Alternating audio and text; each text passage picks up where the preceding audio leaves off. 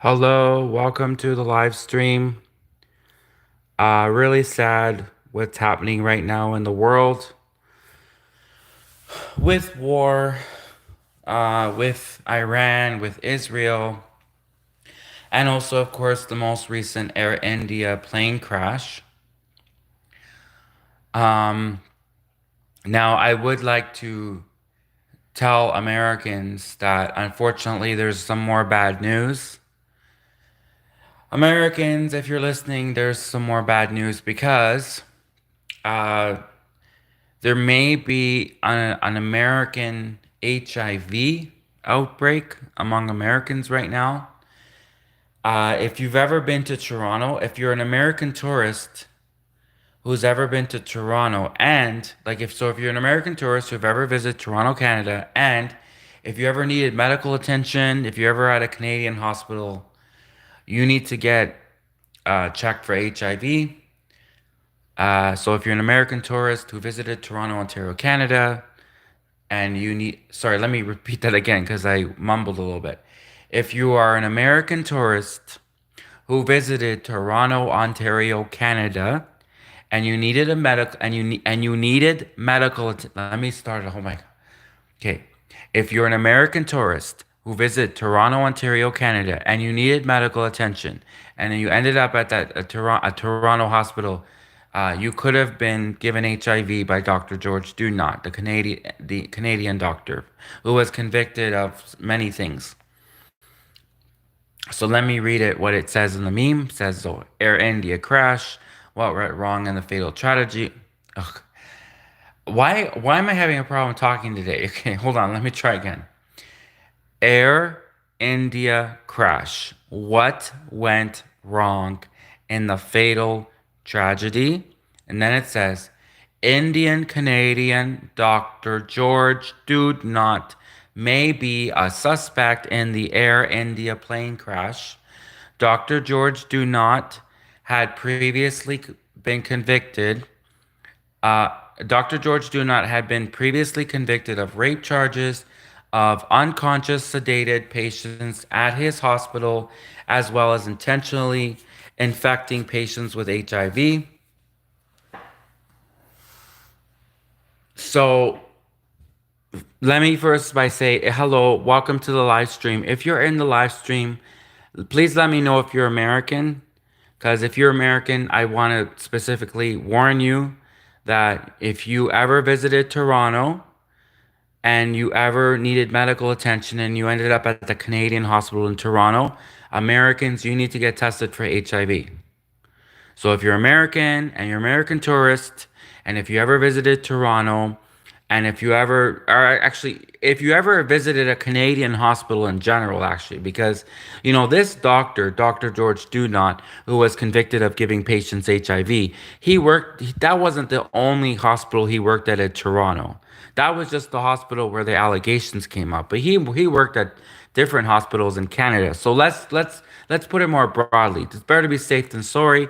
It's better to be safe than sorry. So let's go broadly here and say if you are an American tourist who ever visited Canada and you ever ended up at a Canadian hospital and you needed medical attention, you need to get tested for HIV. You could have been given HIV by Dr. George Dudnot or anyone else at that hospital actually, because the Canadian news articles, if you Google search Dr. George Dudnot, Doodnaught, well, you can see the spelling.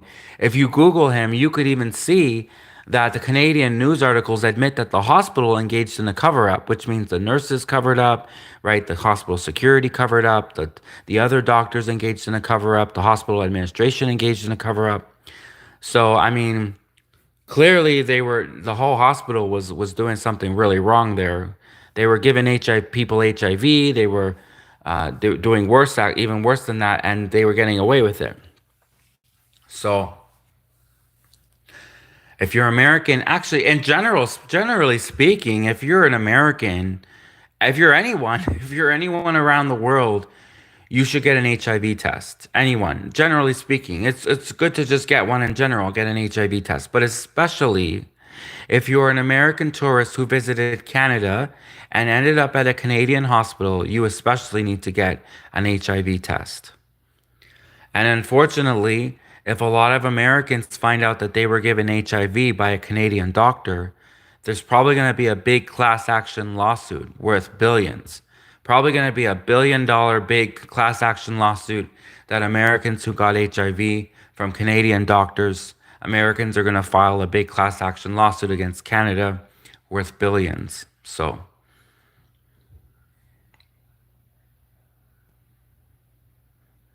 Now, if anyone's in the live stream right now, please tell me, what do you think happened with the Air India crash? Because right now everyone's speculating. That's all the news. Even the news was even admitting that they're speculating. They don't really know. I mean, they're trying to figure out what happened. So there's different theories being floated around. So if you're in the live stream right now, what do you think happened? Do you think it was an accident, the Air India crash? Do you think it was terrorism? Do you think it was just really bad luck or the weather? Do you think that that maybe the pilot was at fault, or do you think it was one of the passengers did something? Maybe the plane itself was just faulty. Maybe the pilot did everything right, but maybe the plane was just defective, right? There could be many reasons. Follow and another question, an important question is, does this affect you?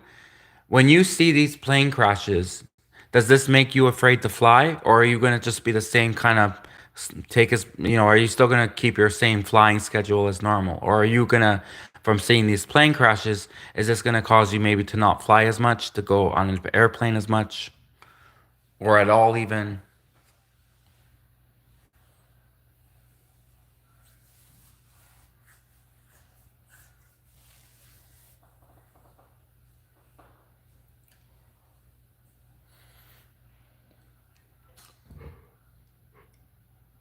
So, according to different theories on the internet, by the way, on several different websites, they are claiming that the reason why Indian Canadian Dr. George Do Not may be a suspect in the Air India plane crash was because apparently I think it was an airline employee that leaked something, or it was a friend of an airline employee, something, or the boyfriend of an airline employee, but somehow the people got word of something happening with Dr. George Do Not. Apparently, like, of course, if he's Indian, it makes sense that he would naturally book flights to India, right? If you're Indian from India and you're in a Canadian doctor, even if you're in Canada and you're an Indian doctor, it wouldn't be far fetched that an Indian person would book a flight back to India for whatever reason. But when you combine the fact that it was the exact flight that that crashed, right? Anyone who books a flight, and this could be said also for anyone, but especially a convicted rapist, right? Like Dr. George Do Not. So anyone who would book a flight for a plane that then crashed, one, you're very lucky that you weren't on that plane, right? So thank God that you weren't on that plane. But two, after 9/11, after what happened with 9/11 and the planes with the twin towers, I mean, they got to investigate everything. They got to be that's why when you go to the TSA, that's why when you go to the airport, the TSA people, they stick their hand up here. You know what, you know? They investigate everything, right? So they investigate every lead, they look in every corner. So if there's an Indian doctor who was convicted of rape and he had went to purchase a ticket for this Air India flight, and then even though he canceled the ticket and he didn't actually go on the flight, I mean, that still counts as like some kind of circumstantial evidence, right? Right? Don't you think so? So, yeah.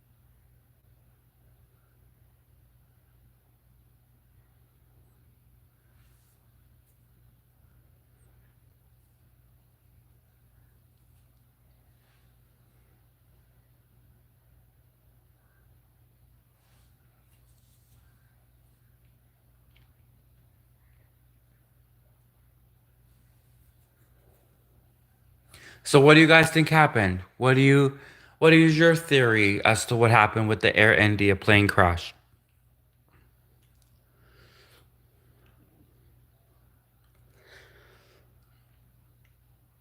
The last time I checked the news for an update was a few hours ago. I watched the news, and I get my news from one source, which is the CBC News. But maybe, it's probably good to check Sky News. It's good to check MSNBC. It's good to check CNN. It's good to check Fox News. Maybe it's not good to check Fox News. Whatever. Just check on the news sources. Fox News would be like I don't know. I don't know what Fox News would say. It's always funny to hear Fox News's version of a story. It's hilarious. Like, okay, like Fox News is not in this case, but in generally speaking, not in this case, but in generally speaking, Fox News, like, oh my God, their versions of things are like so different from everyone else's version of things.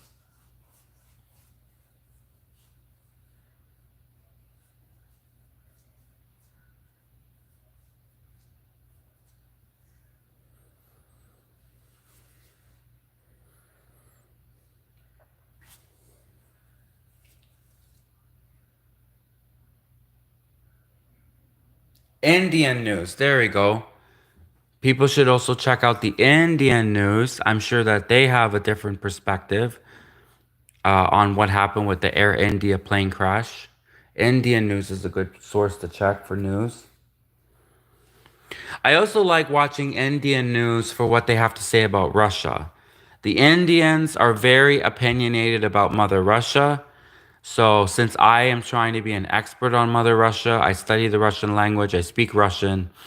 I like to hear different countries' opinions on Russia. I heard India's opinion on Russia. Of course, I hear NATO, the European Union's opinion on Russia. I hear Russia's opinion on Russia. I hear the United States' opinions on Russia. Being from Canada, of course, I hear Canadians' opinions on Russia. I like Putin. Like, I like Vladimir Putin. He is just like such an intelligent, strong man. He's not the tallest, but he's definitely one of the most intelligent men in all of Russia. Um, so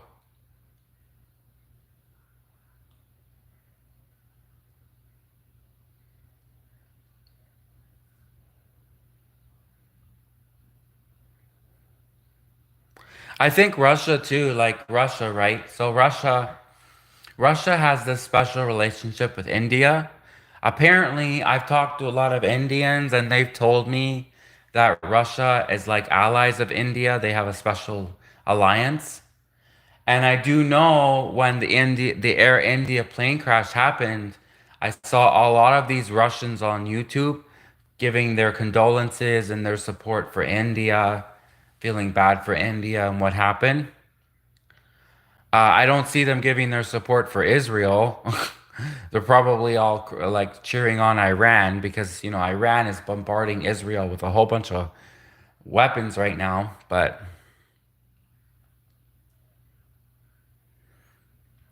I don't know what it is, but Israeli people have never been nice to me. Israeli people have never been nice to me. And Iranian people have never been nice to me. So when it comes to this war between Israel and Iran, I'm definitely not taking sides. I'm definitely not taking sides in the war between Israel and Iran since that, Israeli people have not been nice to me and Iranian people have not been nice to me. And Americans really haven't been nice to me either. Germans have been nicer to me than Americans. I mean, if this was World War II and it was America, okay, maybe I won't go that far, but you know what I mean. I mean, let's say if it was 2025 and Germany went to war with the United States, if it was 2020, well, it is 2025, but I'm just saying if this year Germany went to war with the United States, I'd probably be on the side of Germany. I wouldn't be on the side of the United States because the Germans have always been nice to me. They're always shoving their sausages in my face. The Oktoberfest, Oktoberfest, where the men they have these big sausages in Germany, and then they have big jugs of beer, and then they're dancing in Oktoberfest.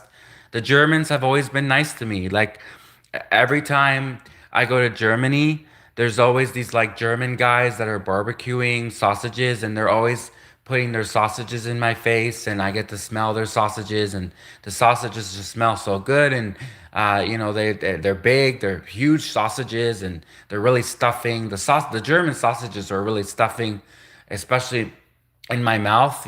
Sometimes I almost, I'm scared I'm gonna, so anyways, the German sausages are just so big, and that, they just fill your mouth with all this flavor. And sometimes they're salty. Well, they're usually very salty. But yeah, I love German sausages. I like Polish sausages. I like Swedish sausages. Um,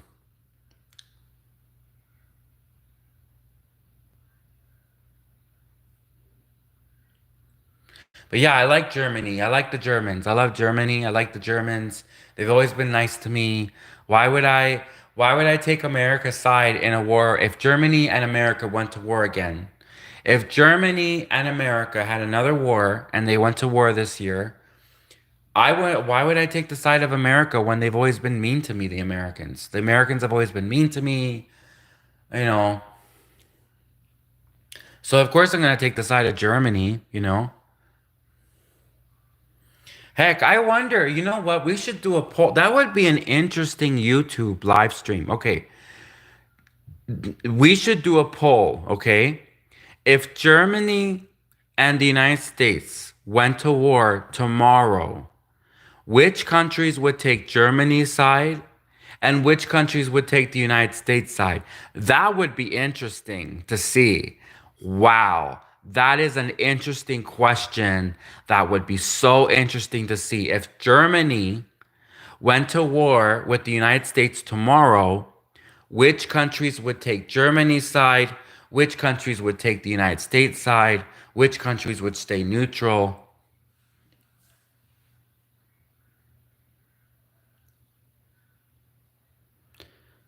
Which countries would come out of the closet? No, no, no. France. No, no.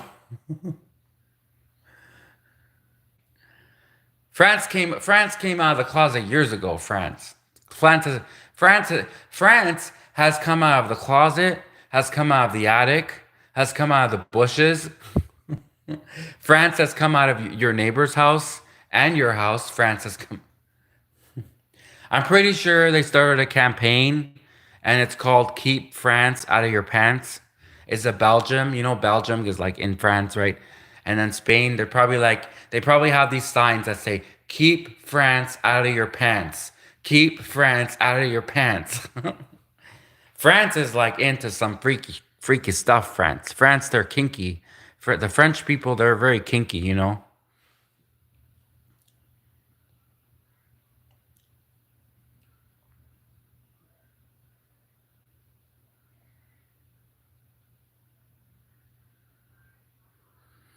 Imagine like you're going to France, right? And you're having dinner with some French people, and they're like, "What are you into?" Like, we want to know. And they're smoking a cigarette. They're like, "What are you into?" And you're like, "Oh, just vanilla. Like, I just really vanilla stuff, like very vanilla."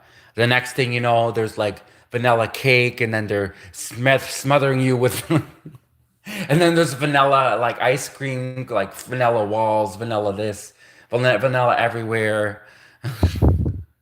You're like tied to like a vanilla bed.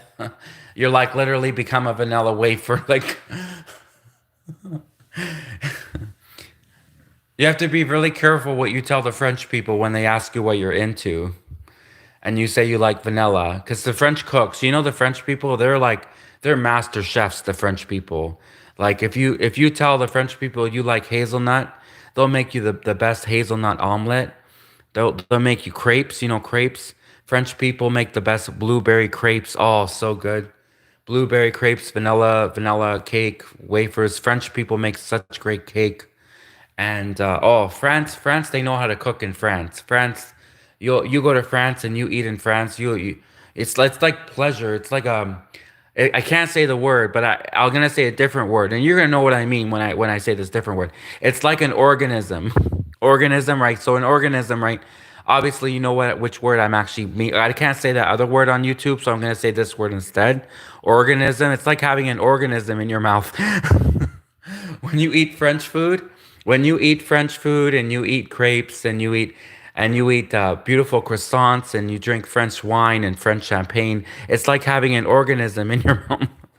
Actually, it's funny because you do have organisms in your mouth. I mean, everyone who has a mouth has organisms in their mouth. That actually is a fact. Everyone does have organisms in their mouth, but you know what other word it sounds similar to organism, right? Which I can't say, right?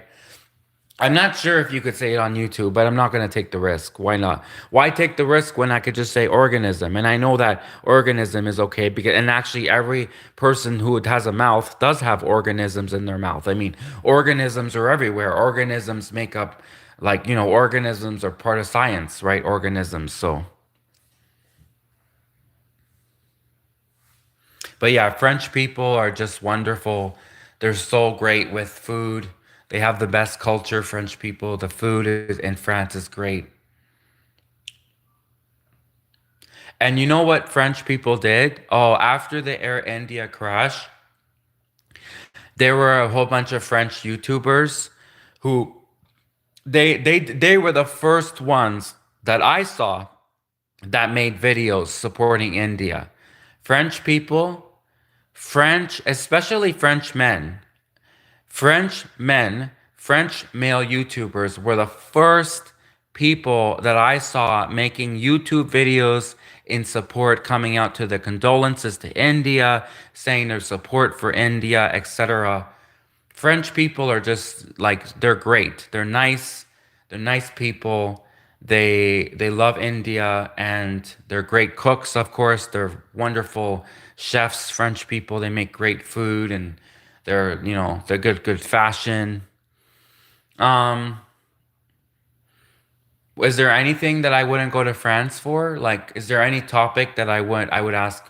I mean, if it comes to lumberjacking, I wouldn't go to ask the French people about lumberjacking because Canadians are stereotypical lumberjacks. I mean, Canada, I'm from Canada, and Canada, we have a lot of lumberjacks in Canada. Canada is famous for lumberjacks.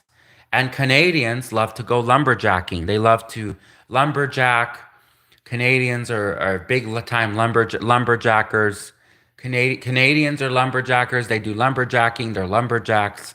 So the lumberjacking Canadians, I mean, if I had a question about lumberjacking, yeah, I would ask Canada before I would ask France. I don't even think that France does lumberjacking. I don't know. Does France do lumberjacking? I'm not sure if France. Do they have lumberjacks in France? Like, oh yeah, yeah, of course they do, because a lumberjack is like basically a person who chops wood. I mean, every country has wood choppers, but Canada, Canada is like the second biggest country in the world. We are known for our trees and our forests. Canada has like the lumberjacking competitions. Canada has like, yeah, of course. So every country has lumberjacks, but Canada is like has the best lumberjacks in my opinion, because like you look at Canada, Canada has all these trees, they have these forests, they have these competitions, they have these lumberjack competitions in Canada. The Canadians love to lumberjack, so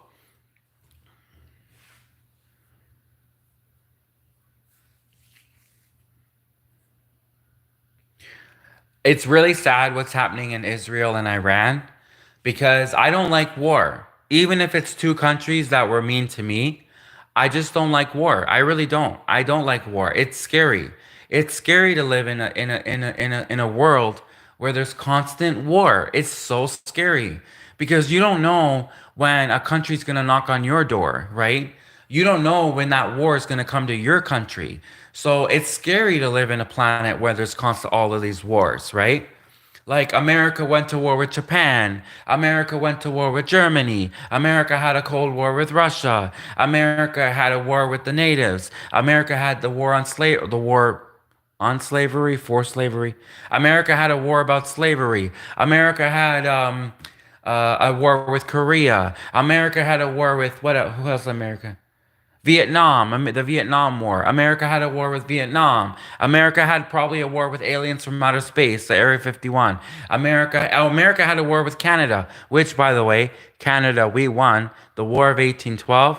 The War of 1812, Canada won the War of 1812. Canada beat the United States in a war. Isn't that amazing? But I don't think the Americans would ever have, the guts to come back to Canada again. I don't know, maybe. But yeah, so it's like, it's scary living in a planet Earth, where there's always a war. It's like every 2 minutes there's a new war. And when one war ends, another war begins. Then you have concurrent wars going on simultaneously. So Russia, Ukraine, Iran, Israel, right? It's like you have it's not just one war. And it's not just two countries. It's like multiple wars going on at different times. Russia-Ukraine war. Then you got the Israel-Iran war.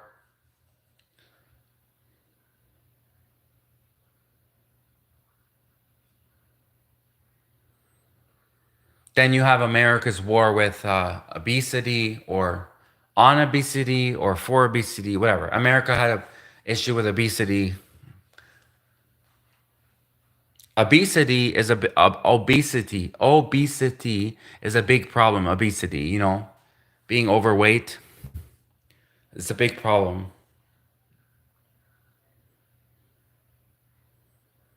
That's why a lot of American planes go down, is because of faulty equipment and because of defective planes. That's why it's important to have airplane designers who know what they're doing. That's why it's important to have aerospace engineers who know what they're doing, so that they build a good quality sturdy plane that can hold like 50 Americans, or 100 Canadians. You need to have a good aerospace engineer who knows how to build proper planes, so that the plane can hold either, 200 Russians, or 150 Canadians, or 100 Germans, or 50 Americans.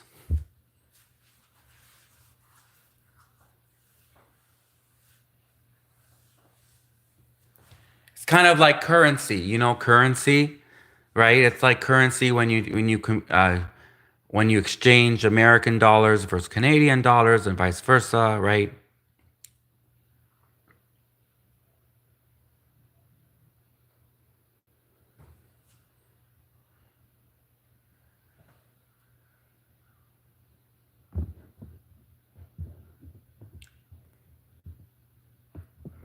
So I just gotta quickly, I'm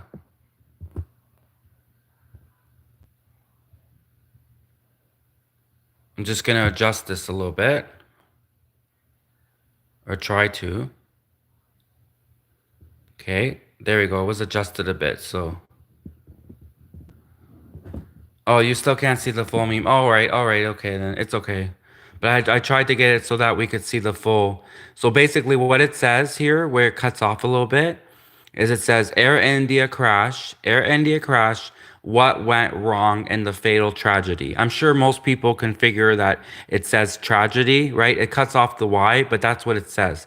It says Air India crash, what went wrong in the fatal tragedy? That's what it says. Right, and remember, Americans, you need to get an HIV test. If you're Americans and you visited Canada, okay, any Americans who visited Canada, you need to get an HIV test.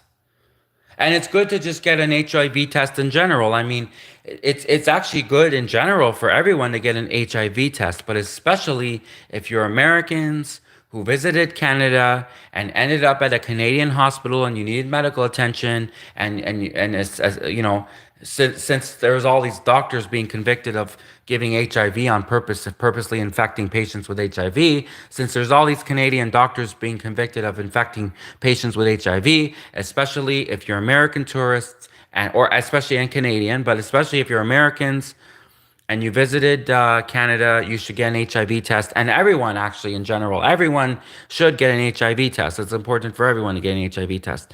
Hello. So we had someone come into the live stream and they wrote a comment and they said, hi. Um, Hello, sir. Welcome. So a person came in and they said, hello. I'm not sure how to say your name. I'm sorry. But someone came in and they said, hello. So, hello. Welcome to the live stream.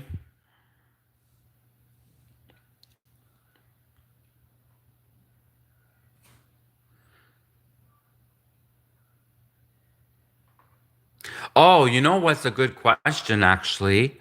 Since it might come down to that, since Russia's currently in a war with Ukraine, and we know that America's helping Ukraine, if Russia and the United States officially were in a war with each other, which countries would take Russia's side and which countries would take the United States side? That's a good question. Hello, Desiree. Welcome, Desiree. I see your comments.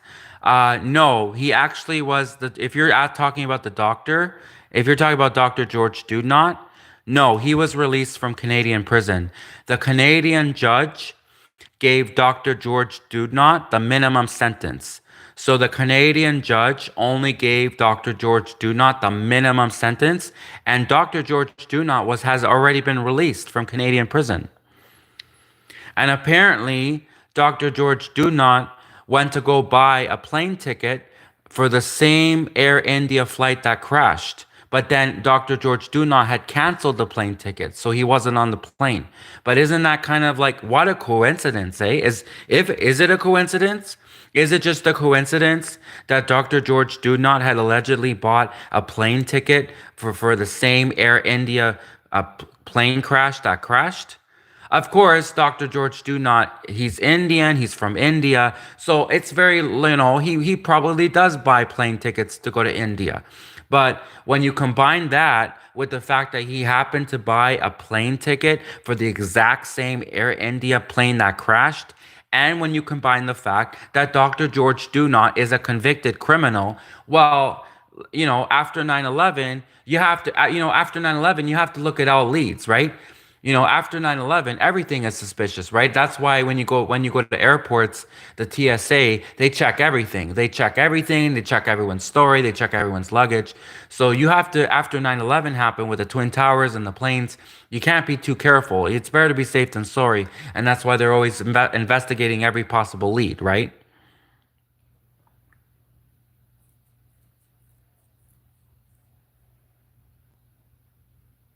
Right. Question everything. Right. And so sometimes there are such things as coincidences, but more often than not, there's no coincidences because mathematically speaking, a coincidence is very rare. It is very rare to have a coincidence, mathematically speaking. That being said, they can happen. You can get struck by lightning. It's rare. It's rare to get struck by lightning, but it can happen, and I've seen it. So, can a coincidence happen? Sure, yes, coincidence can happen, but they're rare. And more often than not, it wasn't a coincidence. So, just look at it that way.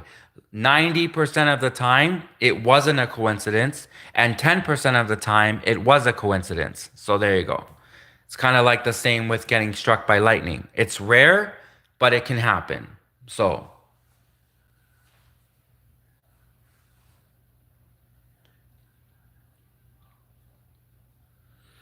but yeah, so Canadian judges, they give the minimum sentence to like to convicted rapists, to pedos.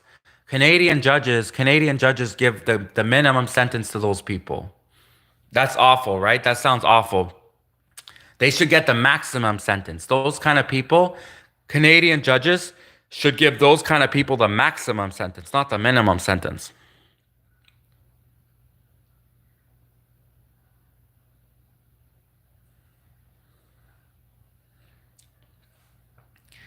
So what happened was okay, so right now, right?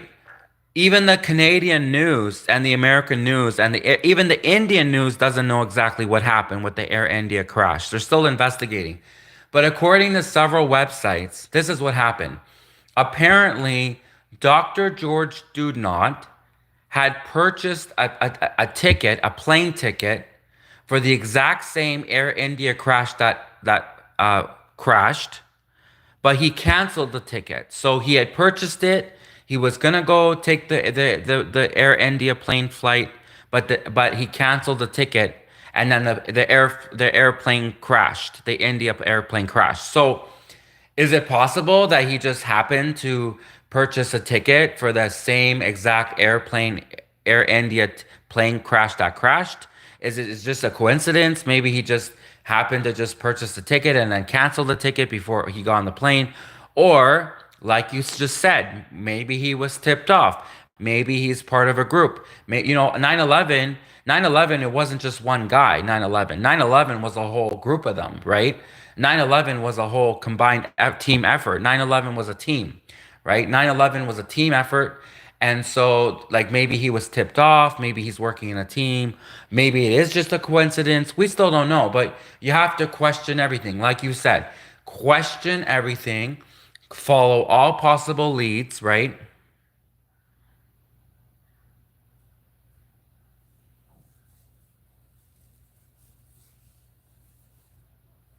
And I just want to say, I noticed that someone liked the live stream. Thank you for liking the live stream, and thank you for those who've subscribed. Thank you so much. I really appreciate it, and especially for liking the video. It's great. Thank you, because this isn't about my YouTube channel at this point. This is about getting the information out there to the people, right? So. But it is good to thank people when they like your videos. That's something I'm learning to work on as a person. Is when someone does something nice, they drop you a like or they subscribe. You should thank those people. You should say thank you. It's good to do that, right? Even though I am grateful, I'm always grateful. Even though I might not always say thank you, even though I might not always say thank you, I am a very grateful person. But I'm just, sometimes I forget to say thank you or I'm shy. But I'm very grateful that for all the subscribers and everyone who likes the videos, thank you very much. So.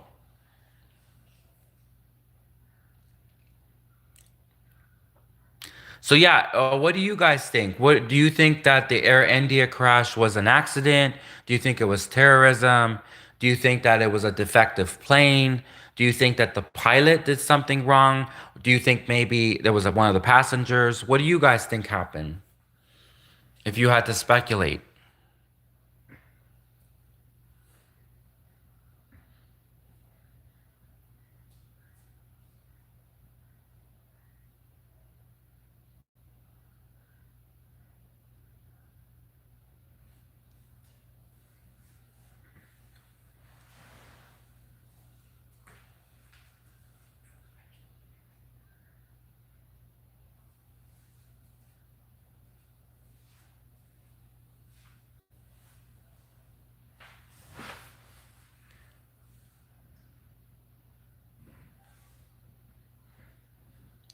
And what do you guys is this going to affect you guys when you now seeing all of these plane crashes, especially the California or the Philadelphia plane crash and the DC plane crash, seeing all these plane crashes, does this affect you now in how you feel about flying? Is this going to make you want to fly less? I mean, logically, I would think, yeah. I mean, it's pretty scary to see all these plane crashes. I'm already afraid of flying. Like, I am already afraid to fly. I'm already afraid to get on a plane, and seeing these plane crashes doesn't help. So I'm wondering for you guys, does it affect you? Or do you just say, oh, it happens, it happens? I mean, there's lots of car crashes, right? I mean, there's people still drive. There's actually more car crashes than plane crashes, but people still drive, right? So I mean, maybe people not be bothered by it. Maybe people will still still take airplanes. Maybe seeing these plane crashes will not stop people from flying. Obviously, especially if people have to fly for work, or if they work at the airport, or if they're stewardess, or if they're flight attendants, right?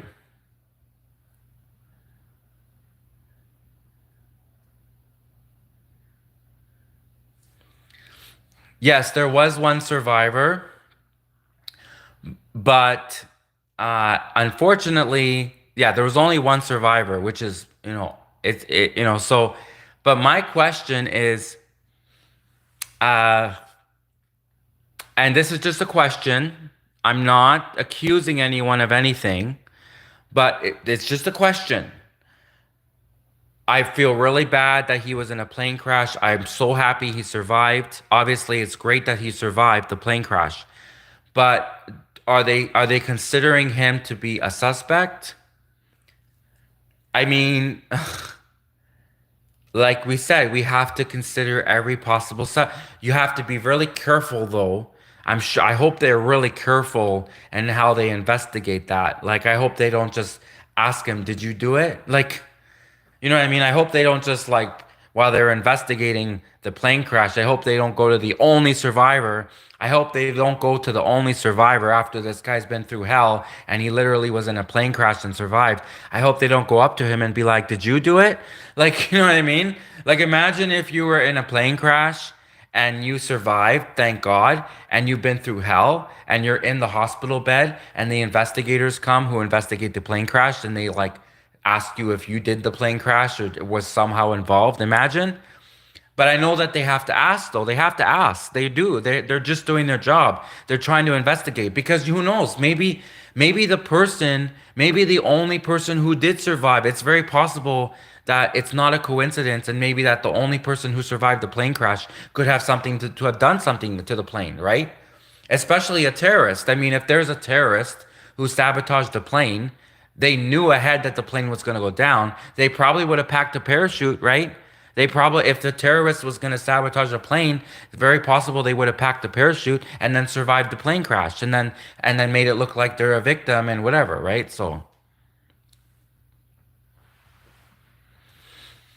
yeah, I don't know if they're regarding him as a suspect. I'm sure they're regarding everyone as a suspect. I mean, everyone who was on that plane could have been even accidentally. Like even someone accidentally. I remember watching a 1980s documentary about a plane crash that someone was just smoking a cigarette in the bathroom and that caused the fire and that could have been what caused the plane crash to go down. So it might not even have been terrorism. It could have been someone breaking the rules and smoking on a plane. I know, like logically, you think who in their right mind would ever light up a cigarette on a plane? But there's people, there's smokers, there's like chain smokers who love to smoke. There's people who would probably like they're so addicted to smoking that they can't handle waiting 9 hours or whatever, however their flight is long. They can't handle waiting to smoke. They're so addicted to smoking they have to light up a cigarette on the plane. So it's very possible too that it was some kind of accident, right?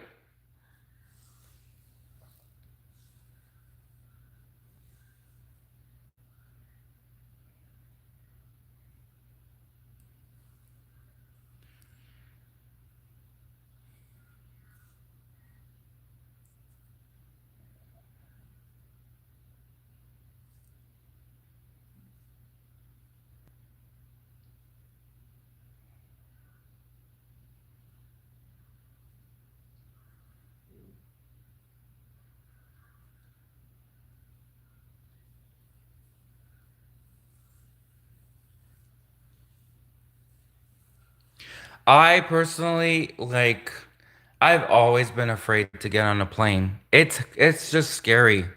Getting on a plane is scary. And then also what's especially scary is and you're seeing all of these plane videos about people getting to fights on plane like you are on a moving object in the sky. Being on a plane is already dangerous. Planes are naturally dangerous. You're flying through the sky at these high speeds. And then there's people who actually get into fights on an airplane, like start fighting. And like, I can't believe those people. Like, aren't you already afraid as it is to get it to? I would like, if I was on the plane, I would be so well behaved because like I want the plane to have a successful flight. And if people suddenly start fighting on a plane, how like are you out of touch with reality that you don't realize that you're on an object that's moving through the sky, which is it's very dangerous. There's a lot of plane crashes every year, and you're starting a fight on a plane? Really?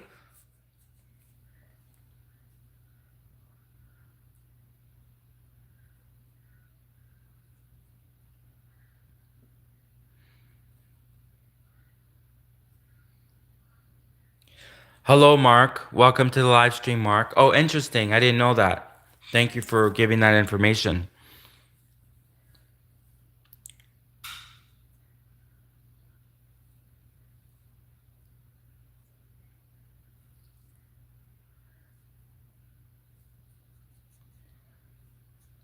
There were people who were arrested for getting drunk on the plane.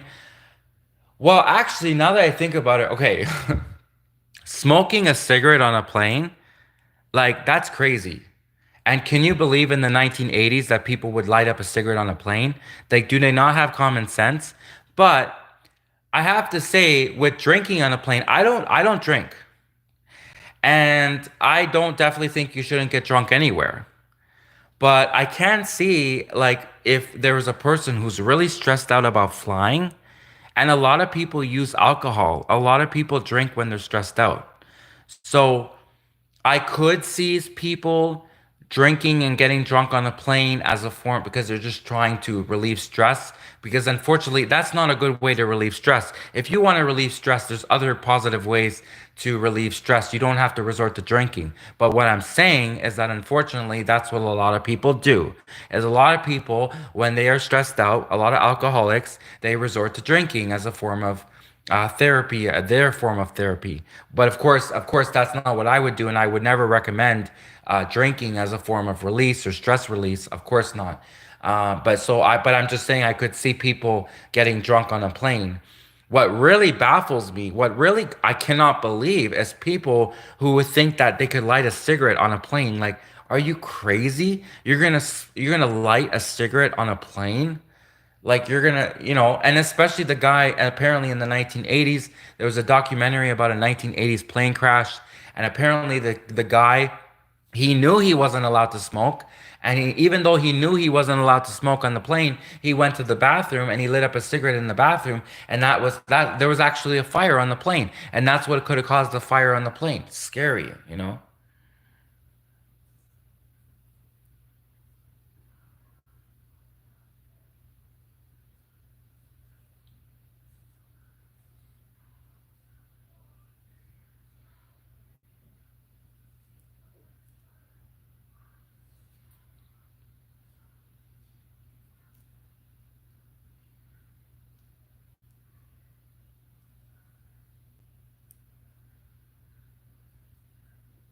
So, welcome everyone who came into the live stream. Really happy that you're here. Thank you so much. And I think someone said that they're from Africa. What other countries are you guys from? Anyone here from India? Anyone here from the United States? Anyone here from my country, Canada? Anyone here from France, Germany?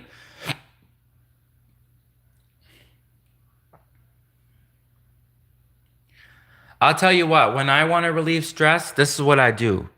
When I want to relieve stress, I like to go I like to read a book. I like to go for a walk. I like to take a shower. I like to do relaxing activities like meditation. I like to go hiking. I like to. Those are really positive ways to relieve stress, right? Obviously, women go to the spa. Women go to the spa. They go to jacuzzi. They get their hair done. They go. They get their nails done. That's how women like to relieve stress. I like to read a book. I like to go for a walk. Watch a favorite TV show. Watch a favorite movie. Those are kind of good things. I don't drink. I do not drink alcohol. But I feel bad for people who resort to drinking alcohol as a form of relieving stress. I feel bad for those people.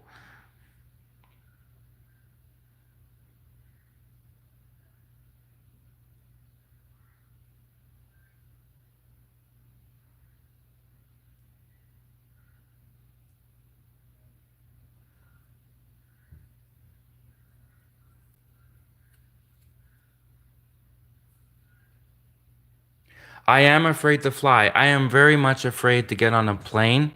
But if I finally one day got over my fear of flying, I would go to Germany. Germany, it just seems like, well, not World War II Germany. Obviously, I wouldn't go to Germany in World War II, but um, modern Germany with Oktoberfest, and they got these big sausages and the jugs of beer, and the people are happy and they're dancing. It just looks like such a great time. I've always wanted to go to Oktoberfest. I've always wanted to go to Oktoberfest. I want to try the sausages. I want to try the sausages. I want to try the beer. Apparently, Germany has well, some of the best beer in the world. Um, and I'm not even a drinker, you know. I just want to try the beer. I want to try the sausages. I want to, German culture looks really fun to be German. German culture. Germans have always been pretty nice to me. They have. Germans have always been nice to me. And if there was really, if tomorrow America went to war with Germany, I'd probably be on Germany's side because, the Germans have always been nice to me. The Americans, on the other hand, have not been nice to me. And the Americans just assume things about you. Like the Americans, they assume I'm transgendered. Apparently, I have a transgender sounding voice. I'm not transgender. Unfortunately, people are like sometimes this is just the way people talk. This is just their voice. This is I wish I could change the way my voice sounds, but this is just the way my voice sounds. I am not transgender. And when people are having a conversation with me, I'll be talking about the environment. I'll be talking about nuclear physics. I'll be talking about espionage. I'll be talking about marine biology. I'll be talking about neuroscience. And suddenly, people want to bring up and say, "Are you transgender?" No. Have I been talking? I haven't mentioned anything about transgender, nothing. But because I have a voice that sounds a bit, they think I'm transgender. I'm not transgender. Just want to make that clear. But I will say, I will give the Americans something. Americans make great television. Americans have The Simpsons is hilarious. Mad TV, Saturday Night Live. The Americans make great television and Hollywood movies. The Americans make great movies. As much as the Americans have been mean to me, they do make great movies. They make great television, and I have to give that to the Americans.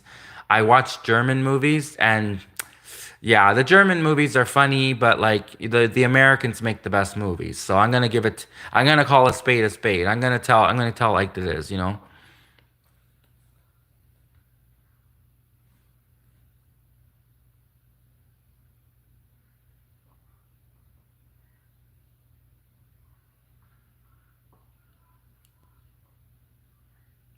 So for anyone coming in the live stream, uh I'm gonna explain a little bit about my channel in general. Um Oh, someone just wrote a comment. They said nationwide protests. First, let me say hello. Hello, Sizzle. Hi, Sizzle. Welcome, Sizzle. And he said, or she, I'm not, no, it's a he. It's a he. The picture's a he. Welcome, Sizzle. And he said, nationwide protests, 614, no King's Day. Rise up, fight back now. Long live the resistance. Stay engaged, stay enraged. Hello, welcome, Sizzle. Thank you for your message. I'm not exactly sure what it means, but I think it's something to do with like a protest, and I'm all about peaceful protesting. I think that it's important to do peaceful protests. So power to you. You have the right, and you have the right as an American citizen to do a peaceful protest. So good on you for that. Thank you for coming in. Thank you for writing that comment, and I hope the protest goes well. I also do protesting. I'm very big on protecting Mother Earth from pollution. I'm very big on, a lot of these big companies, these big billionaires think that they can get away with polluting Mother Earth because they're billionaires and they have to run these billion-dollar companies. And who polices the billionaires? Like, these billionaires, they often bribe the police. So no one, these billionaires can get away with so much. Like billionaires, American billionaires can get away with not sorry, not just American billionaires, but billionaires in general, even German billionaires, Mexican billionaires. Are there Mexican? But anyways, Canadian billionaires, Russian billionaires, Russian oligarchs, all these people, these billionaires around the world, they can get away with so much because they're billionaires and nobody polices these people. We only have one Mother Earth. We only have one Mother Earth. We need to keep Mother Earth safe. We need to protect Mother Earth. Okay? So, keep the water clean. We have to keep the water of planet Earth clean. We have to keep the environment clean. We have to keep the air fresh, keep the air clean. It's so important to keep Mother Earth, our planet, clean. Now, that being said, thank you to everyone else who said hi. Thank you to everyone else who's left messages. Thank you so much for coming in. Thank you for liking the live stream. Thank you for subscribing. Thank you so much. I appreciate everything. And that being said, I'm going to explain my YouTube channel now in general. Uh, just generally speaking, most usually what I do, I usually don't do topics like about plane crashes. This is just like an event in the news right now. But usually my channel, it's the Planet Saturn Club. And it's like a club of everyone around the world who has an interest in science, mathematics, technology. More specifically, we have a more narrow theme, but you can just come to and just we have all different kind of science videos. It's really science related, science politics, anything that has kind of some semblance of science. It's very broad, but at the same time we also like we do kind of have a focus, right? So it's kind of like a semi-focused channel. We have a focus on astronomy, on planet Saturn, on space travel, space exploration, but all science is welcome because the sciences overlap, right? Science overlaps. Nanotechnology, biology, chemistry, physics, all of these science disciplines, they overlap. There's biochemistry, there's biophysics, right? There's organic chemistry, there's inorganic chemistry, there's stoichiochemistry, there's mathematics, calculus. It all overlaps. So all science is welcome, and I do different topics, different science topics. But generally speaking, the focus, the main theme of the channel is planet Saturn, because the reason it's about planet Saturn is because planet Saturn obviously is a very special planet. The rings of planet Saturn, and also apparently a lot of scientists, like for example Albert Einstein, Nikola Tesla, apparently these famous scientists were obsessed with planet Saturn. Like they really felt planet Saturn was special. And a question for you: Why does we have Sunday, right? So we look at the 2 days of our weekend. We got 2 days of our weekend, Saturday and Sunday. Sunday is named after Sunday, right? Or the sun. Sunday is named after the sun. There used to be people who worship the sun gods. They used to worship the sun. So sun for Sunday, Saturday for planet Saturn, right? Have you ever thought about that? Have you ever thought, why is Sunday, we have Sunday for the sun, and then what is Saturday? Isn't Saturday for planet Saturn? Doesn't that make sense that they would have named Sunday for the sun and Saturday for planet Saturn, right? So, no, this has to do with different stuff. Hold on. So, hello, American. I don't know. So obviously there's different people around the world for different reasons who like different planets, right? There's people who like Jupiter, there's people who like Mars, there's people who like Uranus. There's all these different people around the world who like different planets for different reasons. There's Elon Musk who wants to go to Mars. I don't know the rest of the Saturn people. There's all different types of people around the world who like planet Saturn for different reasons. There's apparently there was a Saturn cult. There's a Saturn dealership. There's a car dealership called Saturn dealership. There's all different kinds of people around the world. But no, my channel is about science. My channel is about space exploration, space research. I don't know all the people, the other reasons that people around the world they look at planet Saturn. I don't know why they do it. But in my channel is just like a general like science appreciation channel, planet appreciation, planet Saturn. We can all come together as a club. We could find common ground. We could discuss planet Saturn. No, I've never heard of the black cube of Saturn, but I'm very interested in it, American. Thank you for bringing that up. And I'm going to research it after the live stream. I'm going to research it. And I'm very curious now. I'm very curious about everything that has to do with Saturn. And I didn't know about the black cube of Saturn. But hey, another interesting thing. So I read and get this. So I read an American, so Scientific American magazine is like my favorite magazine. My favorite science magazine is Scientific American. My favorite science magazine is Scientific American, and they had a special edition on planet Saturn. They had a special edition on planet Saturn. They had a whole cover spread on planet Saturn, and apparently one of the moons of planet Saturn might be more habitable for humans than Mars.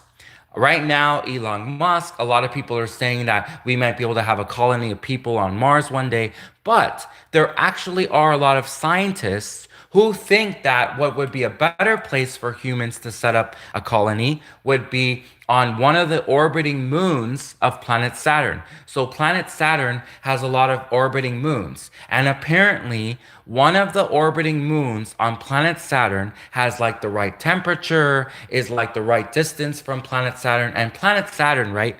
Planet Saturn gives off heat, right? Planet Saturn, when it's the orbiting moons, the moons of planet Saturn, when they orbit planet Saturn, the moons of planet Saturn, they are warmed. They are warmed by the gravitational pull. The gravitational pull of the moons that orbit planet Saturn, they get heat. So planet Saturn emits heat. Planet Saturn emits heat energy. Planet Saturn emits heat energy, and then the heat warms the moons. So apparently, one of the moons of planet Saturn might actually be more habitable for humans than Mars. So there's actually a group of people that believe that we could actually one day have a colony of humans on one of the moons of planet Saturn, which would be amazing. We could literally planet Saturn, we would be orbiting around planet Saturn. Wouldn't that be cool? Imagine if you lived on one of the moons of planet Saturn and you were orbiting planet Saturn, how cool that would be, you know? And then two, the fact that we're over at where planet Saturn is, we could probably see so much more stuff that you can't see from Earth, right? When you live on Earth, you have limited vantage points. When you live in Earth, you have limited vantage points. You can only see from Earth. But imagine if you're living on one of the moons that orbits planet Saturn, we could probably see so much more of this of the universe that we couldn't see before. So it'd be really good for humankind. It'd be really smart if humankind could get a human colony to live on one of the moons that orbits planet Saturn.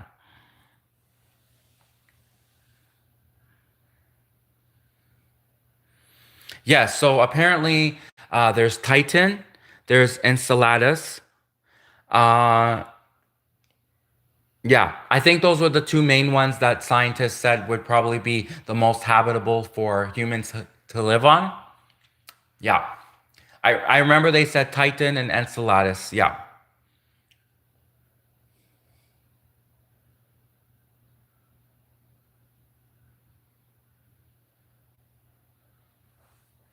Yes, exactly.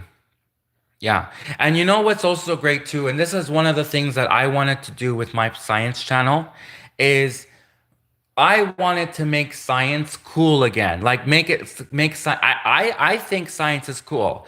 I already like science, right? But a lot of times when people are growing up, they have really boring science teachers.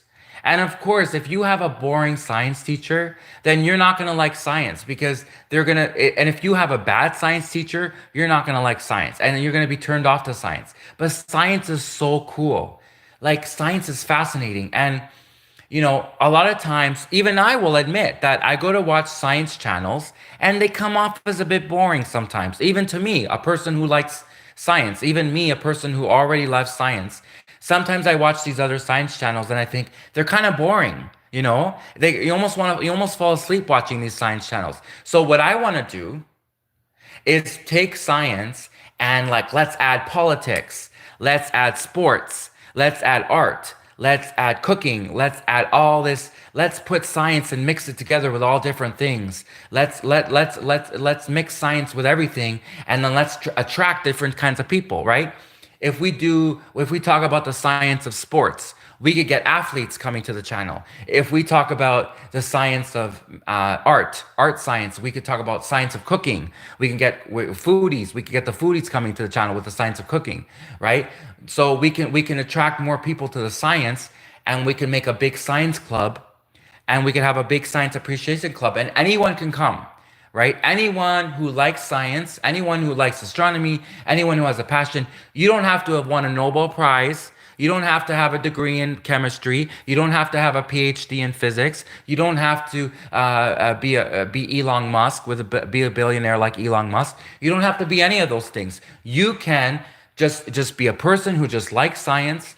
And if you're just a person who likes science and you like astronomy, you can join the Planet Saturn Club. The Planet Saturn Club is accessible to everyone, regardless if you have a science background or not, regardless of if you're a Nobel Peace Prize winning priest, regardless of if you're a genius or if you're just an average thinker, regardless of whatever your background is, as long as you like science, as long as you love science, everyone is welcomed in the Planet Saturn Club. And so that's what I really wanted to do, because often times if there is a science community that looks down on you if you don't have a science degree, if you didn't win a Nobel Prize, if you don't have a science degree, if you don't have a science background, if you never even taken a course in science. There are not everyone can afford to get a university degree in science, right? Not everyone can afford. I couldn't afford. I came from a poor background. I came from a poor family. I could not afford to go to university for science.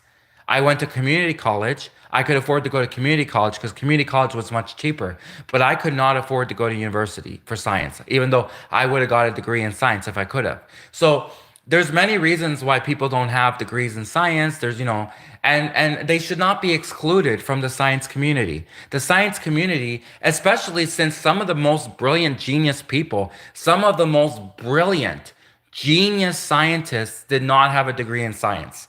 Isn't that ironic? Isn't it ironic that some of the greatest thinkers and most brilliant people in science and mathematics didn't have a degree in science, never even took a course in science? These people were just naturally good at science and mathematics. These people were just smart, right? So that goes to show you that no one just because you didn't win a Nobel Prize, just because you don't have a degree in chemistry, just because you're not, whatever.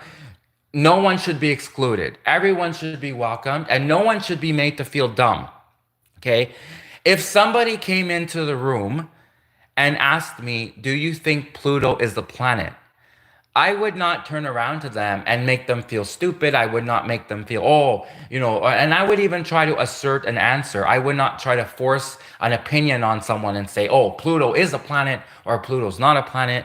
Because remember, they had that big debate when we were growing up. Is Pluto a planet? Is Pluto a planet? Is it not a planet? No, what I would do is I would present to them both sides of the argument.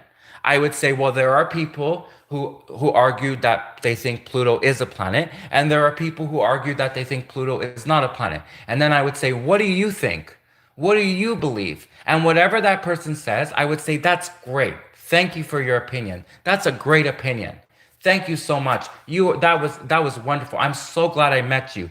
That is the way that you talk to people about science. Is you encourage them to give their opinion. You encourage them. You do not discourage them. I'm not going to, if someone comes in and says, oh, they think Pluto's not a planet, I'm not going to argue with them and try to say, oh, Pluto is a planet, whatever. I'm going to say, oh, okay, thank you for that opinion. That's great. I'm going to say there are people who believe it is a planet and there's people who believe they're not. I'm going to present you all of the facts that I know. And that's how we work together. That's how we achieve. If we stopped arguing, if we spent less time arguing with each other and more time working together, imagine what we could accomplish as a society. We could accomplish so much as a society. We could be in other galaxies. We could be in other solar systems right now if we stopped bickering, we stopped fighting, we stopped arguing with each other, and we started working together as a team. We could build so much. We could build colony spaceships, right? We could build the colony spaceships that they have in Star Trek, right? In Star Trek, they have colony spaceships, huge spaceships that can massive transport like thousands of people. We can build those spaceships if we all got together and we stopped arguing with each other, we stopped bickering with each other, and we just worked together. We could accomplish so much in science and mathematics. Okay, but we have to come together and we have to form a club and we have to come and talk and discuss things and so that's my approach to science is like and you never know, like you could meet the next genius, you could meet the next Einstein, the next Albert Einstein, the next Nikola Tesla. They might not have a degree in science. The next biggest science prodigy, the next person who is the biggest, most brilliant thinker in science and technology, that person may not have a degree in science. They might be a prodigy, a natural born prodigy that they didn't need to go to school for science, they didn't need to go. Well, like, does an English person need to go to get a degree in English, right? If you're a native English speaker, right? Obviously, if you want to study English because you love the English language, then great. Then if you're a native English speaker, you can go to school and get an English degree. But what I'm saying is like, if you're naturally a good mathematician, if you are a born mathematician, you don't need to get a degree in mathematics. Like if you can do mathematics, if you're a prodigy, if you're one of those mathematical prodigies, you don't need to get a degree in mathematics. It's great to have a degree in mathematics, it is, but you don't need to because you are already a prodigy. You already know how to do mathematics, right? So it's like the same thing applies, right? With science and technology and never be rude to anyone because like as I know people have bad days. I get it. And everyone has bad days, right? But what I'm saying is try your best to never dismiss anyone, never be mean to anyone, because you never know. That person could be like Albert Einstein, they could be Nikola Tesla, or you know what? That person could just be a really nice person. And that person could be a friend and they could be a loyal friend. And they don't need to be they don't need to be a brilliant scientist either. Sorry, that's like I'm not trying to say that people need to be a brilliant scientist. I'm just saying never like dismiss anyone because that person could be a painter. That person could be a basketball player. That person could be a brilliant gardener. That person could be a chef, a world-class chef that makes beautiful French cuisine, right? Everyone has something going for them. Everyone has a skill. Everyone has a talent, right? We need people to build the spaceships. We need translators. We need people to translate different languages. We need cooks. We need everyone, right? We need everyone working together. So everyone is just as important. Everyone, whether you're a brilliant scientist, whether you're a mathematician, whether you're a language translator, whether you're a construction worker, whatever, everyone has something to contribute to society. We can all come together. We can all work together. So never dismiss anyone. So.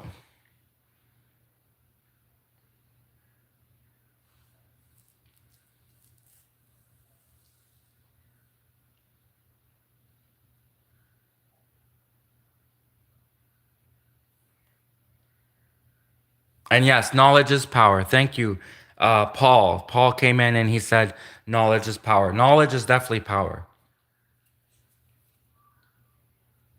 Knowledge is renewable energy. Knowledge is renewable power. Knowledge is power to the knowledge is all kinds of power.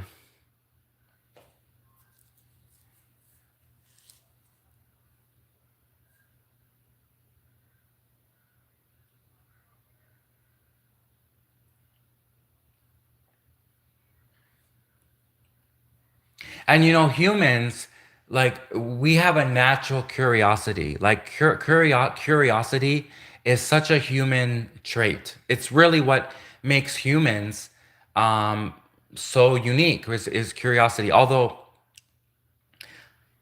actually, that's not right. All animals have curiosity, but maybe there's certain people that have more curiosity than others, right? And curiosity drives innovation. It really does. Like I would definitely say that if you had to say all of those brilliant inventors, what did all of those brilliant inventors have in common, right? You'd probably say that they all had a deep desire, a curiosity, right? A curiosity. I mean, in order to be a brilliant inventor, in order to invent these wonderful things like cars, in order to invent planes, in order to invent phones, in order to invent trains and all this cool stuff, You probably are a curious person. You probably are a person who is curious and you tap into your curiosity, right? You know, it's like if someone was looking at the sky and they wanted to say, how do birds fly? That's how they invented planes, right? They invented planes by a curious person, curious people looking into the sky and saying, how do birds fly? Can humans fly? Yeah, you have to be a really curious mind to like to be looking in the sky, and that's how you invent planes, is by being like, well, why can't humans fly, right? How come birds can fly, but why can't people fly, right? And so those are the people that invented the airplanes, is curious people who looked in. So curiosity is a good thing to tap into. If you can tap into your curiosity, you can invent things, you can discover things about the universe. The curiosity drives you, especially. Just be really careful when you're curiosity, because there's a safe way to be curious. So like don't we all know what happened to Madame Curie, right? So Madame Curie, anyways, I'm not an expert. I'm actually not an expert historian, so I don't feel comfortable telling the story, but basically if you look up the story of Madame Curie, who was a scientist, she was very curious as well, and unfortunately, I think it was one of her science experiments that she did. She had died from one of her science experiments. So just be safe, people. Like be curious, but there's a safe way to go about things. So you can be curious, you can make science discoveries, you could do science experiments. Just be safe, and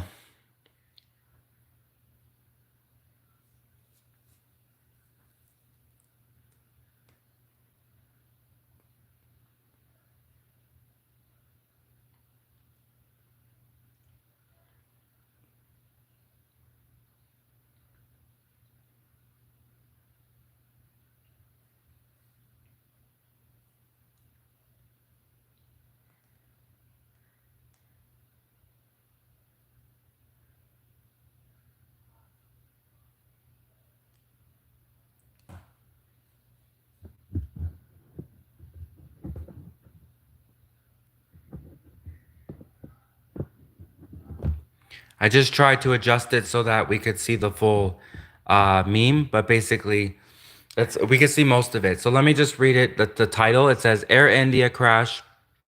What went wrong in the fatal tragedy. So that's what it says. If anyone, because it cuts it off at the end a little bit, it cuts off the sentence.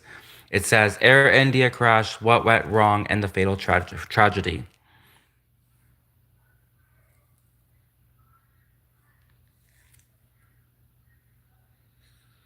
Yes, thank you, Trisha. So, hello, welcome, Trisha. Yes, you said be safe and morally grounded, lest you go mad with the so-called power of your discoveries. Yes, and that's a really good point. And also, what's happening with those recent rockets, like that Elon Musk, right? Did you notice that the recent rockets that Elon Musk was building, they were exploding? So what's going on there? But very curious to know what Elon Musk has been up to lately. Um, Aside from the ketamine, but apparently, I mean, Inside Edition was we were they have an Inside Edition YouTube special report on Elon Musk.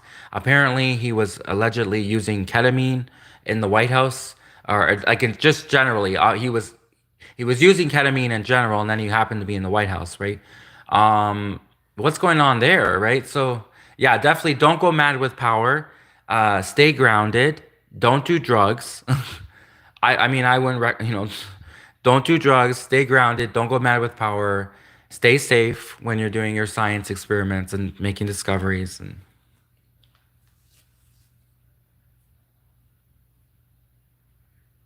And apparently, someone said that ketamine is a horse tranquilizer.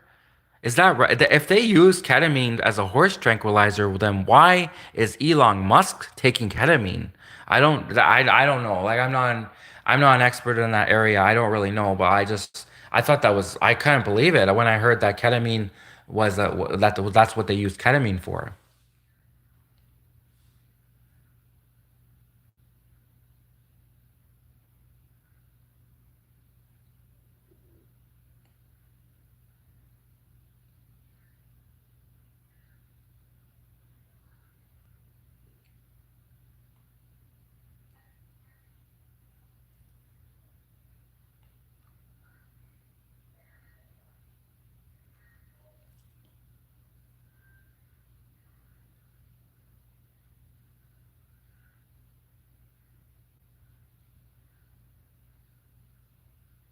Oh, I had another idea. So, okay, it's actually one of the videos on my YouTube channel.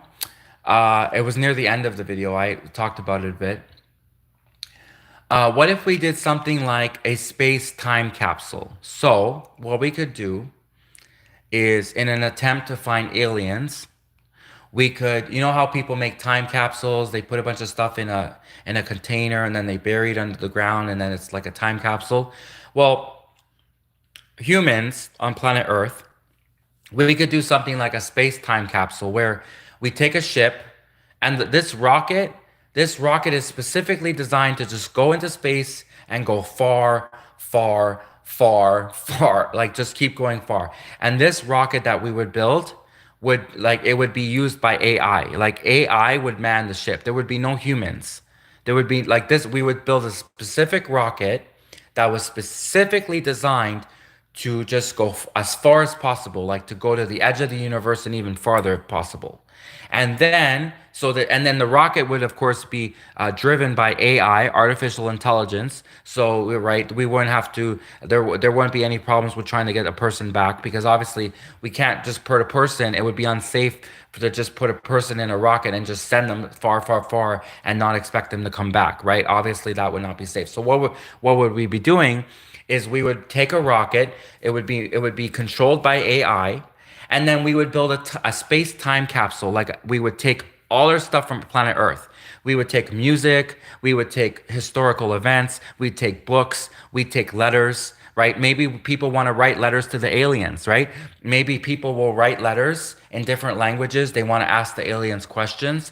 We take all this stuff. We take this we take this music. We take CDs. We take books. We take letters from people that want to ask questions to the aliens. We put all this stuff in a time space capsule. We put it in a rocket and we send it far. Like we send it as far as we could launch it into space. And who knows? Maybe aliens will find it. Maybe the rocket will end up at another universe, another galaxy, into a black hole. Maybe it'll go into another dimension. Maybe the rocket will go into another dimension, and then maybe the aliens will find this time space capsule from planet Earth, and when they open the time space capsule, they will see the letters from planet Earth. They will see all the people writing questions about the aliens. They would see everyone telling, they would see all the information about planet Earth. They would know our coordinates. We would tell the aliens our coordinates, right? We'd be like, this is where we are located within the universe. This is planet Earth. Come visit us. If you're an alien and you get this time space capsule, if you're an alien on a different planet and this time space capsule lands on your planet, then come visit planet Earth, right? So it's like we can communicate with the aliens in a way. If there's a chance, there's a good chance because it's kind of like, someone who finds a message in a bottle, right? You know how they used to like put messages in a bottle and then put it in the sea? They would take a message in the bottle, put it in the sea, and then people find messages in bottles from the sea, right? It's kind of like that, right? So it's like we take all this stuff from Earth. We take these letters, we take music, we take books, we take historical documents about planet Earth and the history of Earth. We put it on a space-time capsule. We put it in a rocket. The rocket will be driven by AI, artificial intelligence, and we send the rocket as far as possible, hoping that maybe aliens, the rocket will go so far that it will go into another galaxy, another dimension. Aliens will find the rocket. Aliens will find our space-time capsule, and then aliens will know all about planet Earth. They'll know who we are as a species, who we are as humans, who we are, what planet Earth is all about. Hopefully it's good aliens. Like hopefully it's not like alien pirates. Like hopefully it's not a bunch of alien pirates like in Star Trek that come across our time capsule and they're like, "Hey, apparently there's this planet with all of these natural minerals and resources." Oh, I really don't want to be the cause for an alien invasion. I really, I really hope it's good aliens that find our space rocket capsule, right? I hope if we send something far into the space and aliens find it, I hope it's good aliens, not like the aliens from the alien horror movies. I hope it's not those aliens that find, I hope it's good aliens. I'm hoping the aliens will be good. I'm praying that the aliens will be good. And that when they come to Earth, it's because they're like us. They're curious, they wanna meet us. And I hope they're not like the evil space aliens from those Hollywood movies. I hope they're not like those kind of aliens. So, yeah.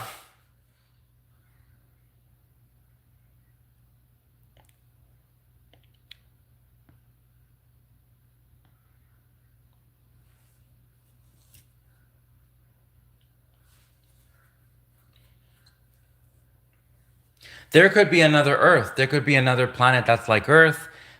Our time capsule, our space time capsule rocket could go by their planet. They could, fetch down our space time capsule. They could then open our time capsule, read all the letters from planet Earth, read all about us as humans, read our letters to the aliens and see what were our questions, right? It'd be really interesting. It'd be really cool. It'd be a great movie too. It actually probably could make a good Hollywood movie to where we communicate with other aliens by sending like a time space capsule into outer space.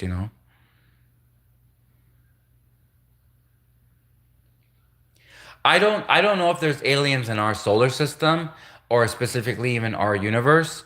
But if someone believes in multiple universes, like there's probably aliens in maybe in another universe, another solar system.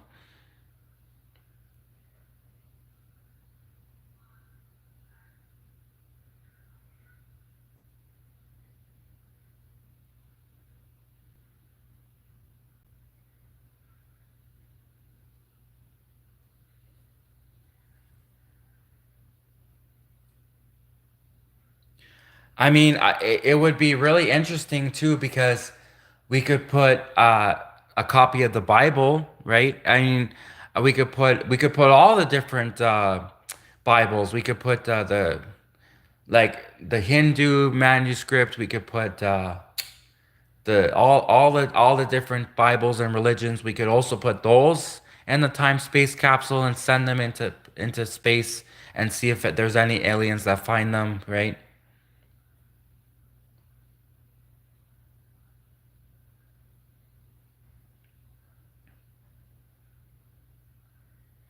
We could also send like a type of homing device that could it would basically track the steps that the rocket took, right? So when the rocket is going, it obviously will go in a path. And then the rocket can record the path that it took. And so that if any aliens if aliens find the rocket floating in space with our space time capsule from planet Earth, then there's like a space recorder that recorded the flight path, that recorded the route that the rocket took. And then that's how the aliens could then trace the rocket back to planet Earth, right? Which would be really cool. And then we could like come across aliens perhaps. Who do you think, okay, if aliens were going to visit planet Earth tomorrow, let's say suddenly like aliens just came to planet Earth tomorrow, who should be the one from planet Earth to sit down and talk with the aliens? Like, is it going to be Trump? Just imagine Trump like talking with the aliens, like, hi, I'm Donald Trump, and I just want to let you know that I have the highest ratings and I am the most loved president. I have the best polls. I have the highest approval rating. I'm Trump, and welcome, aliens. And I just wanted to say thank you, aliens, for coming to planet Earth. And I just want to remind you how great I am. I'm Donald Trump. Or would it be like Elon Musk, right? Would it be like Elon Musk would be talk to the aliens? Would it be like who would it be Putin? Would it be Vladimir Putin talk to the aliens from Russia, the Russian president? Like who would be like our ambassador to the aliens? Who would be like Earth's ambassador to the aliens? Who would like talk to the aliens on Earth's behalf, right? Especially if the aliens are like pirates and they're trying to decide what they want to do with planet Earth. Imagine if they're like alien pirates, if they're like pirates, aliens, if they're like aliens from the Star Trek, like the bad. Not all the aliens from Star Trek were bad, but sometimes the aliens in Star Trek were bad, right? There's different aliens, there's different aliens people, right? What would, who would be our ambassador? We should have one. I mean, why doesn't planet Earth have an ambassador? We should. We should be prepared. What we could very well get be aliens could visit us tomorrow. It could happen. You know, it's a possibility. So do we have a contingency plan? Does the White House have any type of contingency plan? Like what if America would be invaded by aliens? What would the White House do? Is there some type of emergency training? Who would be the designate? Who would be the ambassador to talk to the aliens on Earth's behalf? I mean, we should probably have a contingency plan, right? It's just always good to be prepared. And I'm actually I'm more curious. Like, I wonder if the White House ever thought about stuff like this. I wonder if China probably did think about this already. I wonder if Russia thought about stuff like this. I wonder if the White House has a contingency plan. Like, what happens if we do find aliens? They must, I mean, there's a lot of people in the White House that are interested in finding aliens. So they must have some sort of contingency plan. Like, what do we do if we actually find aliens? Like, what do we say to them? Right? That would be really interesting. It's kind of like, what do you do? It's like a guide. Like, people want to know what happens if you come across a bear? Like, what happens if you come across a wild grizzly bear, right? What do you do? What do you do if you suddenly come across a wild grizzly bear? Well, maybe there should be some sort of manual that gives you tips and suggestions. What do you do if you're an astronaut? What if you do if you're an astronaut who actually comes across aliens, right? Imagine if you're an astronaut who comes across aliens and you suddenly realize you were never trained for this. Like, you were trained to be an astronaut, you were trained to go in a spaceship, you were trained about aerophysics and astronomy and neuro and you were trained in all those things, but suddenly you meet an alien, you're an astronaut who comes across an alien, and you suddenly realize, I was never trained. Like, what happened if I did actually come across an alien, right? What should I say? How should we communicate? Right? Because we obviously, the aliens will not be speaking English. Maybe, maybe there's a rare chance that the aliens will be speaking English, but it's very possible that the aliens will not be speaking English. So, like, how do we communicate with them? What's their, we have to think about stuff like this. It could happen. Like, if I was an astronaut, I would want. Yeah. If I was an astronaut, I would want some train. Well, sometimes you can't run, right? Yeah, I know. Yeah, Trisha, you're right.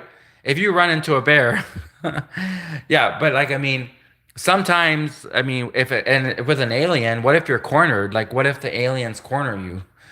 What if you're cornered by aliens? What do you do? If you can't run, if you don't have the option to run, then what do you do? How do you talk to the aliens? How do you, like, I'm sure the White House should prepare some sort of contingency plan for something like this, I think.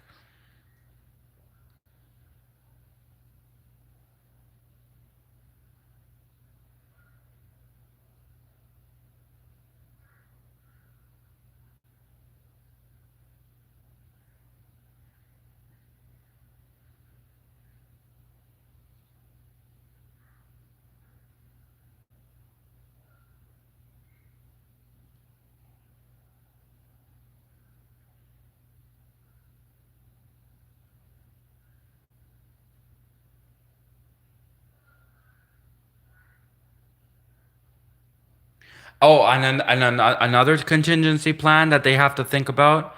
What happens if you're an astronaut and you approach a black hole? I'm sure I'm sure I would be shocked if they did not give astronauts some kind of training. I know, like, they really, even scientists really don't know how black holes work. So it's not like a scientist can give training to an astronaut and say, this is exactly for sure what's going to happen. But obviously, if you're an astronaut, you want to have some sort of, like, knowledge about black holes. What if you're an astronaut in a spaceship, and your spaceship goes out of course and your spaceship goes off track, and suddenly you're approaching a black hole? What do you do? What do you do as an astronaut, right? So that would be a great Q&A, like a question and answer period. If there's an astronaut, if there's any astronauts that go and they answer questions publicly, I would say I would ask the astronaut a question. I would send the question to the astronaut, and I would say on the live stream, and I'd say, "Hello, thank you for being an astronaut. Thank you for your service. What would you do if you ever came across a black hole? If you're an astronaut in outer space and your spaceship is approaching a black hole, have you guys been trained on how to handle that situation if you come across a black hole?" Because black holes, like apparently they're dangerous. Like they could suck up everything that goes near them, right? That would be scary. I think that would be one of my worst fears if I was an astronaut, is going, I would actually be more afraid as an astronaut to go near a black hole than I would be to meet aliens, honestly. Because the aliens could be just like you and me. The aliens could be chill, right? The aliens could also be pirates. The aliens could be like from the alien movies, which would be pretty scary. But the aliens could also be chill. They could be like you and me. I would be more scared to go near a black hole because you really don't know what the black hole's gonna do. And you don't know what happens when you go inside that black hole. Like that would be scary.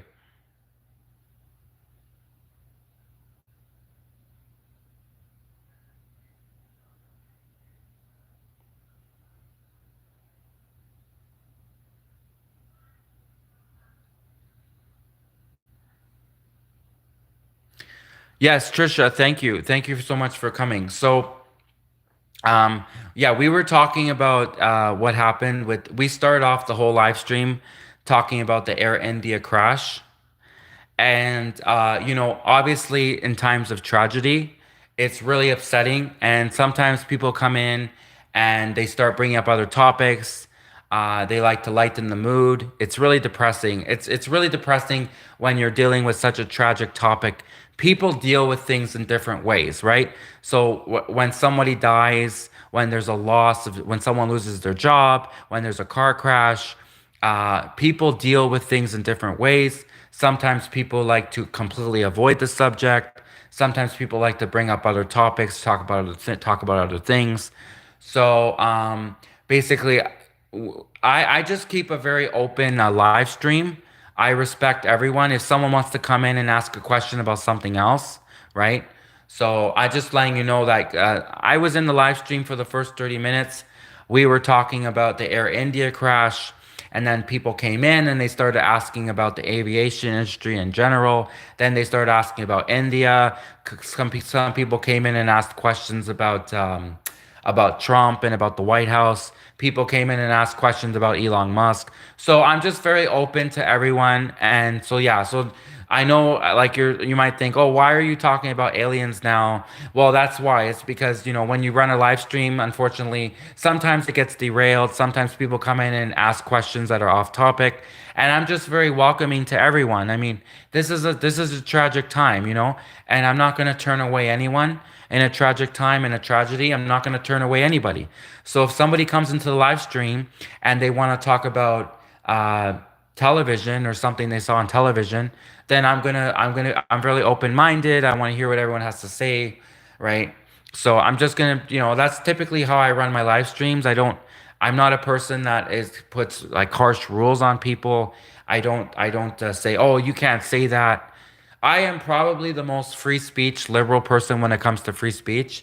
Like I am a big supporter of free speech. So if someone wants to come to the live stream, and even though the topic is, let's say we're talking about mathematics, and suddenly they want to talk about cooking, I don't care. I'm just so happy to have viewers. I'm just so happy. I'm just so happy to have people come in the live stream that if they suddenly want to change the topic from uh, aerospace engineering to how to bake the best cake, or how to or or basketball, I don't care. I just love chatting with people. I love talking with people. So I respect everyone and what they have to say.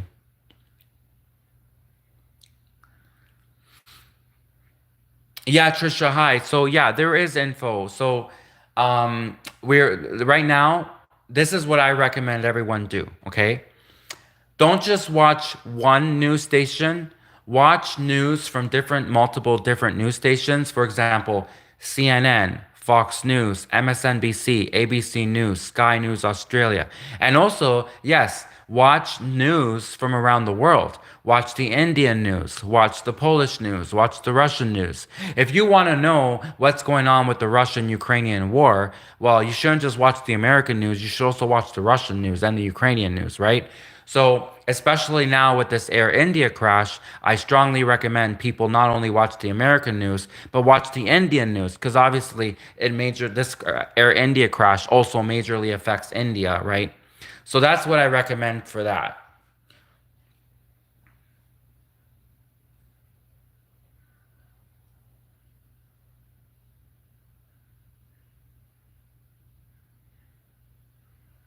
But I have to say, I've never gotten so many people before, so I don't normally have experience managing live streams where I get like lots and lots of people.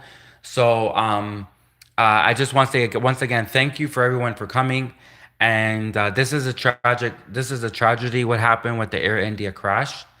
And I'm trying. We're all trying to figure out what happened, and we're all trying to just get through the day kind of thing. There's people, unfortunately, who they have to do what they got to do to get through the day.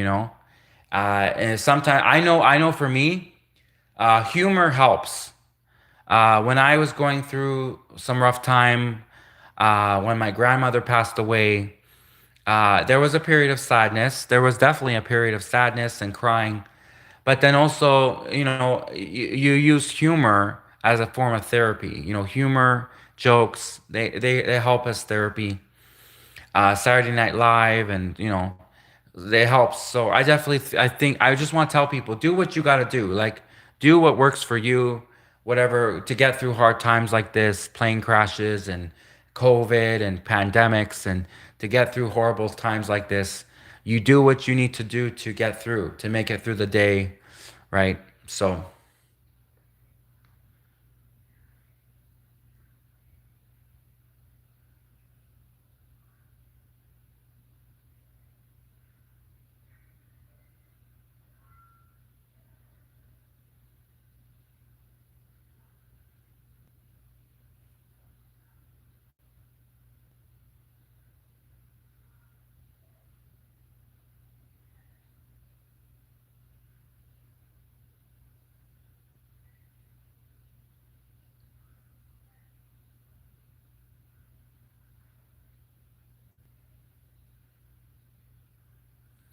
also, another big thing that's going on right now that could potentially turn into World War IV is the Iranian and Israeli.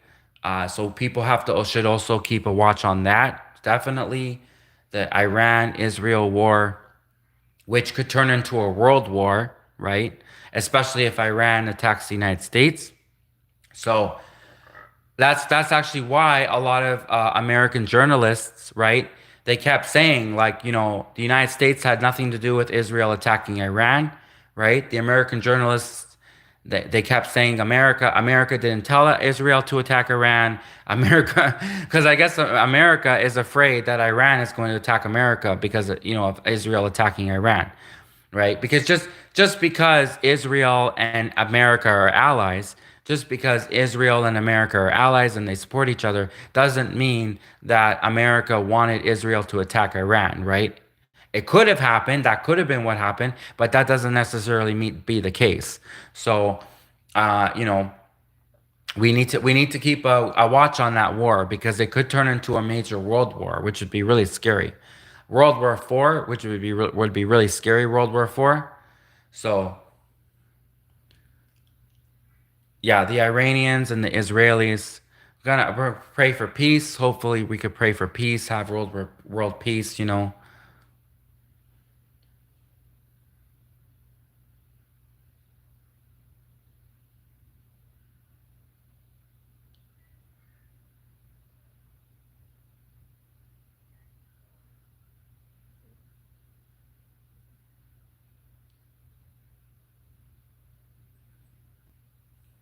It looks pretty scary too. If you see the videos right now of the Iranian missiles that are hitting Tel Aviv and Israel, it's scary. Like it's scary to watch. It really is.